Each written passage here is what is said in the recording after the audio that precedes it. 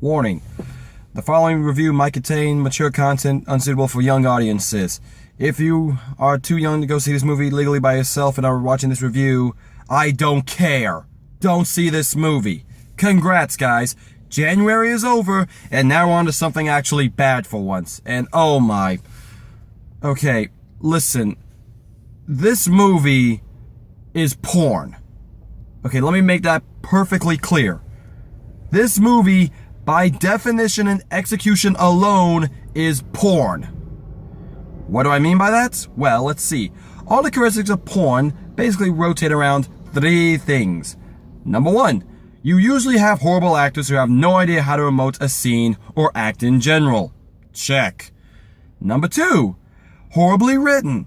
Basically nothing but lucid plots that have no connection, that try to segue into a coherent unit that eventually boils down into something horrible that makes no sense for the sole purpose of them to basically have intercourse.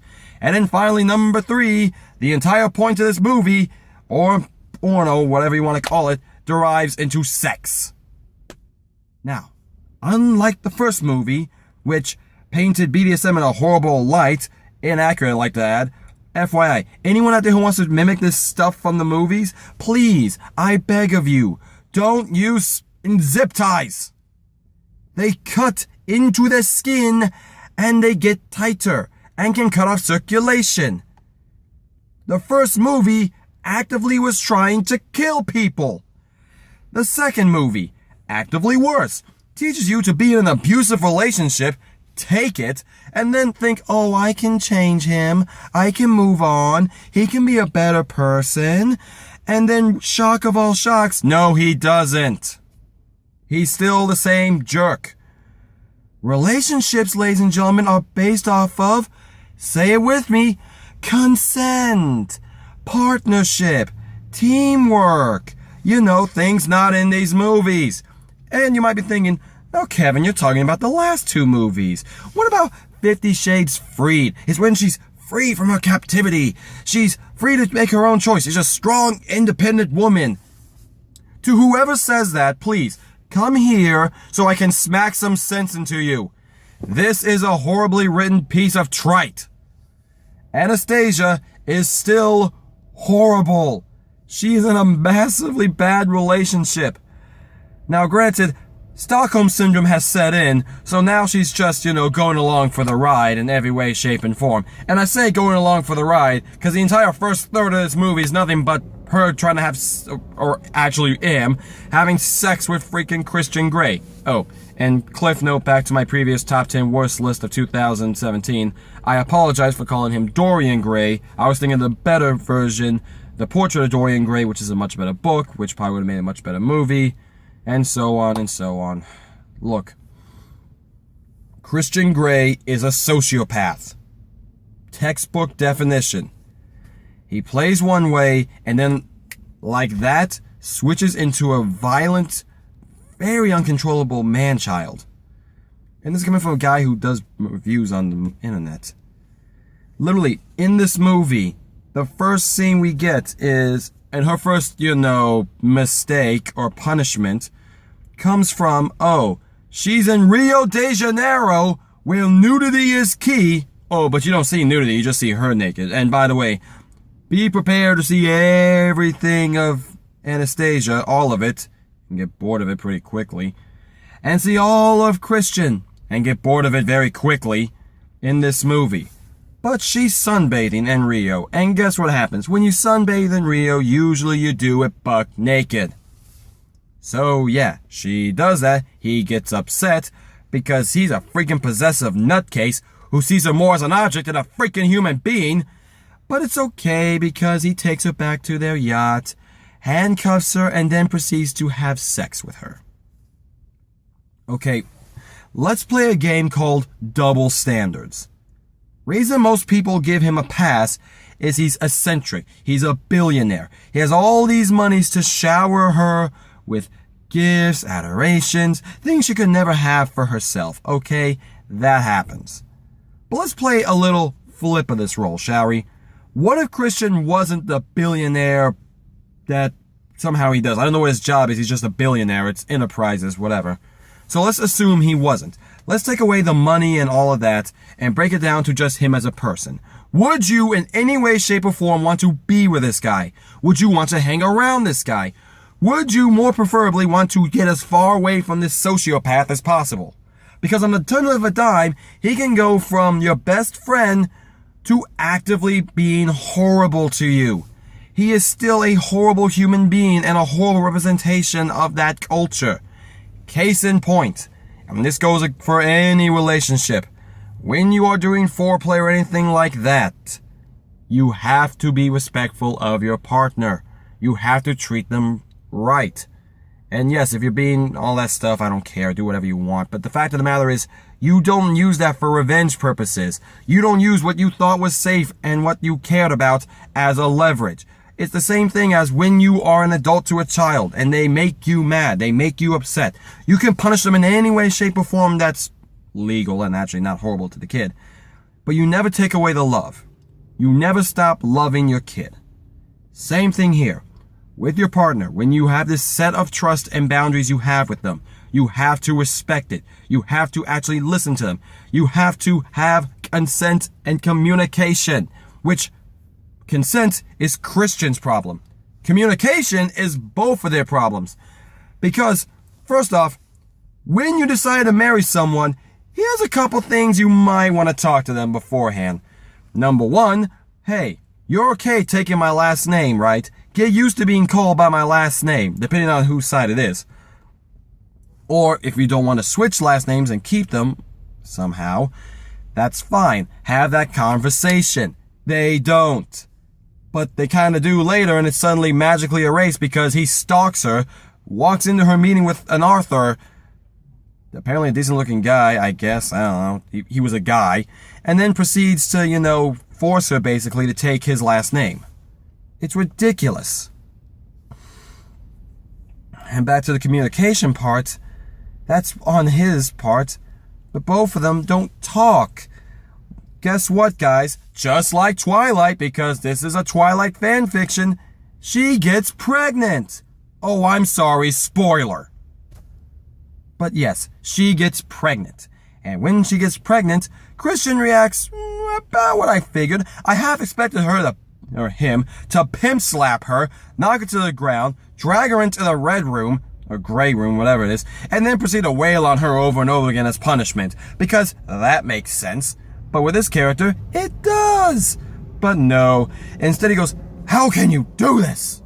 How can you do this to me? I'm not ready to be a father. You're not ready to be a man there, buddy, and when you're ready to become a man, I'll let you know. But until that point, he is still horrible. He just says, it's all about me. Me. I'm not ready. I didn't want this. This is not what it is. And then it goes to her. It's your fault. You didn't take your shots. There's no we. There is no us. There is no communication. There is someone latching out. And yes, if you are going to have a kid, most people don't think in a cognitive thought. Every emotion runs through the head. Happiness, horror, shock, fear. It all comes in and we all react to it in different ways. Usually some people react with overjoy, but there's usually that moment where you just go, oh crud, I'm going to be a dad. Stuff like that. He never has that. And continuing on with that little trend of ours, she doesn't communicate with him. She kind of just keeps it to herself, finds out, and she at least talks to him, but instead of having an open communication with him, she does nothing. Communications break down like that. It's ridiculous. And then he goes off, gets drunk, happens to talk to his old mistress, because the one who got him into this, apparently, abused him for the most part, from what I've been able to gather. He talked to her. Okay. And he comes back blind drunk. Most people, before storming out, would have an actual conversation. Would talk to someone. Granted, in this case, a Christian, I would have ran out of there the moment that happened. But in a regular relationship, you talk to people. But this movie's not real. It's not realistic in any way, shape, or form. It tries to play up feels and emotions and all that stuff. It's not grounded in reality at all. It doesn't even ground itself in its own reality. There's a couple of inconsistencies and plot holes in this that make no sense. The first off, they're being chased by her former boss, because now he's a blind sociopath who's capable of kidnapping, murder, and attempted murder. So, he does this and tries to follow them in a black SUV. Then later, she gets into the back of a blue Dodge. And somebody says, "That's the same car that was following you." It's not even the same color! You couldn't even make it the same color or take that stupid line out of there? You know, because you could have done that, but I'm guessing it was in the book too, so go shock of all shocks. A poorly written book has poorly written plot.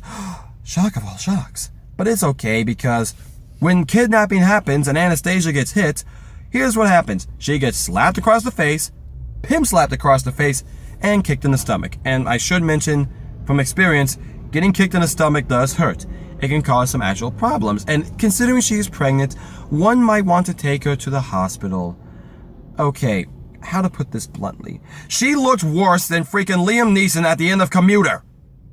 When she goes to the hospital, she's got like blood dripping down her face. She's got this half all covered up in bandages. Got the neck brace on. She's got all like these bandages all over her. Like she just went through a fight in a freaking anime. But no, she's fine. Oh, no, wait, she's in a coma. Basically a coma state. And then you think the movie's over when Christian says we're ready to have a family. No, there's still 15 more minutes. 15 more minutes of diving into the fact that Jack and Christian went to the same foster care. Okay. None of the police figured that out. Nobody did a simple background check. I know the foster care is government property, but still, you think somebody would have looked. It's just so much. Makes no sense, guys. What do you want? What I want is an actual good plot and story. But it's 50 Shades of Freed. What do you expect? All I can say is, finally, thank you, merciful deity. We're done with Twilight. We're done with the 50 Shades series. They're done.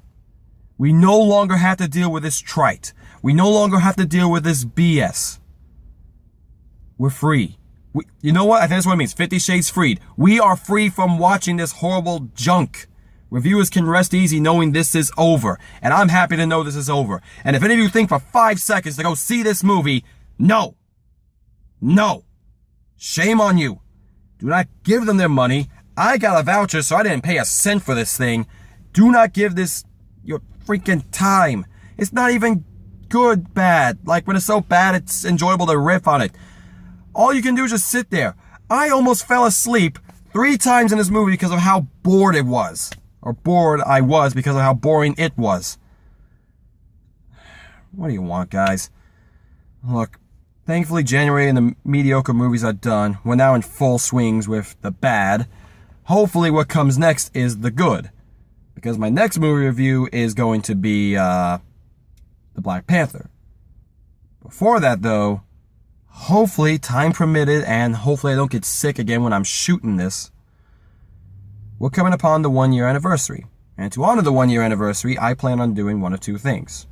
Both, hopefully. First off, being that it's times almost perfectly for the new series, I'm going to start a new series on this channel. You'll see a promo of it coming up soon, hopefully. And the other, well, considering it's the anniversary of where this all began, I figure I should start with the one that made me really want to do this. And in essence, it'll be multi-parts, just like my top list, because it is that bad. But by popular demand, and by popular I mean people constantly begging me to just finally do a review on this, I am going to do a proper review on the 2016 Ghostbusters franchise, the movie. I'll talk about what happened before, I'll talk about the movie itself, and the effects it had afterwards. It's going to be pretty in-depth. I'm going to go into a lot of detail, so if you don't like that stuff, sorry. But if you want to see me rage from point A to point B to C, D, E, F, G, all the way to the end, you'll get your money's worth on that one. Anyway, guys, I would say it's been fun, but it hasn't. Here's hoping Black Panther can at least be good and I can enjoy it. It's got a good soundtrack at least, so there's that. And Michael B. Jordan. That's good. Anyway, guys, until next time, I'm Kevin Raleigh. I'm finally free from all these bad movies, and I will see you all next time. Later.